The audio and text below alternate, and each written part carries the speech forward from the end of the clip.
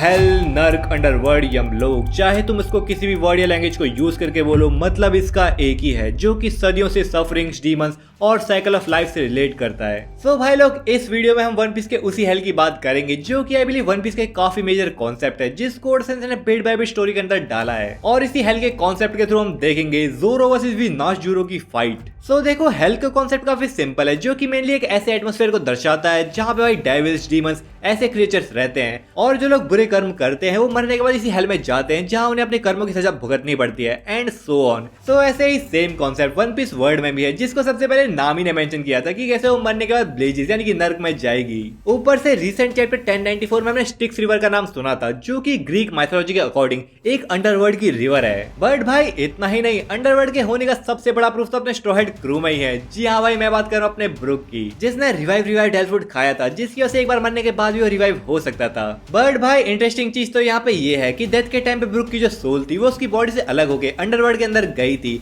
और इस चीज को खुद ब्रुक ने मेंशन किया था क्योंकि अगर उसकी जो सोल अंडरवर्ल्ड के अंदर नहीं जाती तो ना उसकी सोल भाई रास्ता भटकती और ना जब ब्रुक था उस कैरेक्टर में कन्वर्ट होता। जिसको देख के भाई मैं उस टाइम भी कंफ्यूज था कि आखिर एक सोल अपनी ही बॉडी को कैसे लोकेट नहीं कर पाई भाई। बट वेल यहाँ पे पॉइंट ये है कि हेल और जो अंडरवर्ल्ड है वो एग्जिस्ट करते हैं वन पीस के अंदर जहाँ पे सोल्स को जाना पड़ता है। इवन हमने वन पीस फिल्म रेड में दूसरी डायमेंशन और डीमन टॉट म्यूजिका को देखा था। वैसे ये मूवी थी तो नॉन कैनन पर यहाँ पे भी डीमंस और दूसरे वर्ल्ड के कॉन्सेप्ट को शो किया गया था। और भाई ऐसे ही कई सारे हेल के रेफरेंसेस है वन पीस वर्ल्ड के अंदर। इवन अपना सांजी भाई हेल से रिलेट करता है जहाँ पे जिसका अटैक है डियाब्लो जाम्बे और इफ्रिट जाम्बे वो भाई हेल से रिलेट करते हैं जिसकी बात मैंने इस वीडियो के अंदर करी थी। बट वेल यहाँ पे क्वेश्चन आता है कि आखिर हम हेल की बात कर क्यों रहे हैं, क्या इसका वन पीस से कोई रिलेशन हो सकता है? सो भाई मुझे लगता है कि हेल का कनेक्शन गोरो से, ईमू और इवन वन पीस के साथ भी हो सकता है। जहां सबसे पहले तो गोरो के पास भाई योकाई लाइक पावर्स हैं, वो लोग समनिंग को परफॉर्म कर सकते हैं। उनके पास भाई टेलीपैथी की पावर्स भी है जो कि वन पीस पावर सिस्टम से एकदम अलग चीज थी। सो क्या ईमू और जो गोरो से हैं वो सही में हेल से आए हुए क्रीचर्स हैं जो लोग अर्थ के ऊपर कब्जा करने की कोशिश कर रहे हैं और इस चीज के लिए रेड लाइन के ऊपर जो गॉड रहते थे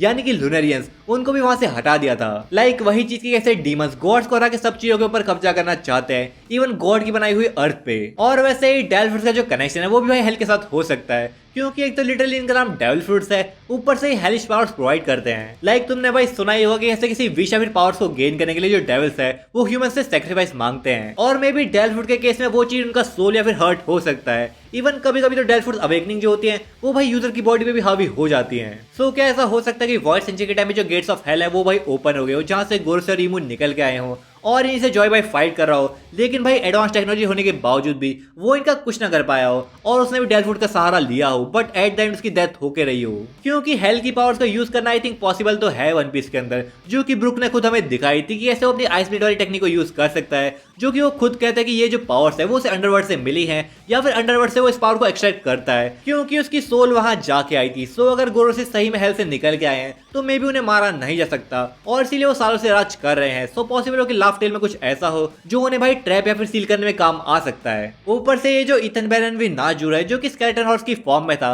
वो भाई ब्रुक की तरह आइस ब्लेड वाली टेक्निक को यूज कर पा रहा था जहां पे हमने उसकी ब्लेड को भी देखा था जो कि उसने हाकी से कोट कर रखी थी और ये तो भाई कंफर्म हो ही गया था कि जो गुरु से वो कॉन्कर साकी को यूज कर सकते हैं। सो वेल जो नाजुरो है जो कि खुद हेल से है, आखिर उसको भाई अपने किंग ऑफ हेल की सिवा कौन रोक सकता है? जहां पे भाई जोरो के जो काफी सारे अटैक्स हैं वो भी हेल के ऊपर बेस्ड हैं। ऊपर से उसने खुद कहा था कि he wants to be the king of hell. तो अब एक हेल के क्रिएचर को हराने से बेटर क्या चीज हो सकती है भाई अपने जोरो के लिए? सो भाई एगेट के अंदर में जोरो से वीनस की फाइट देखने को मिल सकती है जहां पे मे भी वीनस के पास जो स्वॉर्ड है वो एक लेजेंडरी स्वॉर्ड हो जिसका नाम है भाई शोडाई किदेत्सु। हाँ भाई ये वही जोरो की कर्स स्वॉर्ड सांडाई किदेत्सु की फैमिली से बिलोंग करती है जहां पे टोटल 3 ब्लेड्स थी। जोरो की सांडाई किदेत्सु जो कि एक नॉर्मल ग्रेड स्वॉर्ड थी, देन नीडाई किदेत्सु जो कि एक ग्रेट स्वॉर्ड थी और लास्ट है शोडाई किदेत्सु जो कि एक सुप्रीम ग्रेट स्वॉर्ड है और ये स्वॉर्ड भाई काफी ज्यादा पुरानी है। सो इस स्वॉर्ड का गोरो के पास होना कोई शॉकिंग चीज नहीं होगी जो कि भाई काफी सालों से जीते आ रहे हैं। ऊपर से वीनस का जो नाम है भाई वानो से काफी सिमिलर है जहाँ पे जोरो का नाम था जोरो जूरो और वीनस का नाम है वी नासुजुरो।